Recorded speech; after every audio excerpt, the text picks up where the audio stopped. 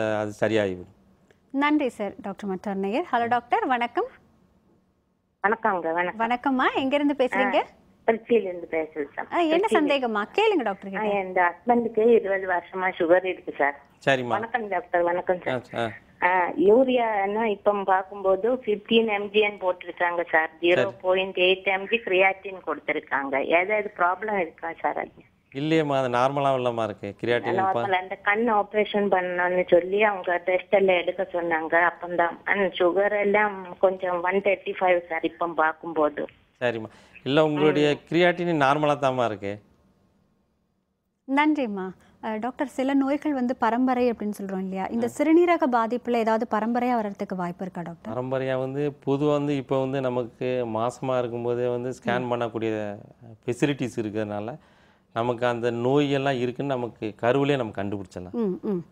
பொதுவாக வந்து அந்த பாலிசிஸ்டிக் கிட்னி நீர்க்கட்டிகள் நிறையா உள்ள ஒரு சில நோய்கள்லாம் இருக்கும். ஓகே. அதெல்லாம் வந்து கருவில் இருக்கும்போதே கண்டுபிடிச்சிடலாம். அப்புறம் வந்து அந்த சிறுநீரகம் வெளியில் வரக்கூடிய பாதையில் போஸ்டீரியர் யூரித்ரல் வால்வுன்னு ஒன்று இருக்குது, அதுவும் நம்ம கண்டுபிடிச்சிடலாம். ஓகே.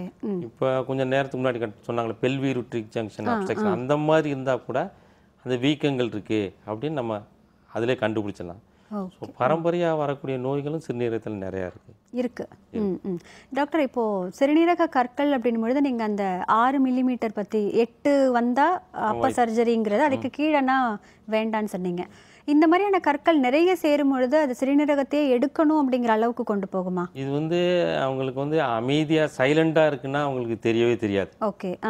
இல்லை, ஒரு சிலர் அது முதல்ல இடுப்பு வலியில தான் ஆரம்பிக்கும். ஸோ இடுப்பு வலின்னா மாத்திரைகள் வாங்கி போட்டு அதை அப்படியே விட்டுருவாங்க.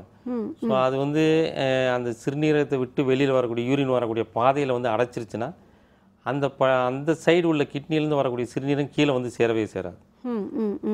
அந்த ப்ரெஷர் அதிகமாகி கிட்னியினுடைய வேலை செய்யக்கூடிய தன்மைகள் வந்து குறைய ஆரம்பிச்சிடும்.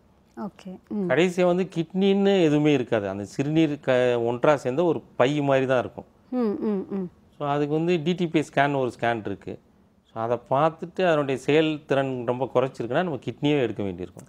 ஓகே. ஏன்னா வேலை செய்யாத கிட்னியை வச்சுட்டு நீ கடல மாத்திரை எடுத்தீங்கன்னா அது திரும்ப திரும்ப இன்ஃபெக்ஷன் வந்து அவங்களுடைய உடல்லே உயிரை கூட சில சமயம் பாதிக்கக்கூடிய தன்மைகள் இருக்கு. நிச்சயம். இன்னைக்கு சிறுநீரகங்களால் ஏற்படக்கூடிய பயன்கள் அண்ட் பாதிப்புகள் என்னங்கிற தகவல்களை ஷேர் பண்ணீங்க.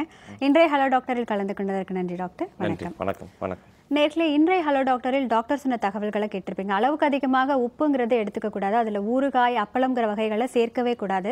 அண்ட் ஏதாவது ஒரு வலி நிவாரணத்திற்காக நம்ம போய் மருந்து கடைகளில் மருந்துகள் வாங்கி சாப்பிடும்பொழுது அது நிச்சயம் சிறுநீரகங்களை பாதிக்குங்கிற தகவல்களை கேட்டிருப்பீங்க. மீண்டும் நாளை ஹலோ டாக்டர் நிகழ்ச்சியில் சந்திக்கலாம். அதுவரை நன்றியும் வாழ்த்துக்களும்.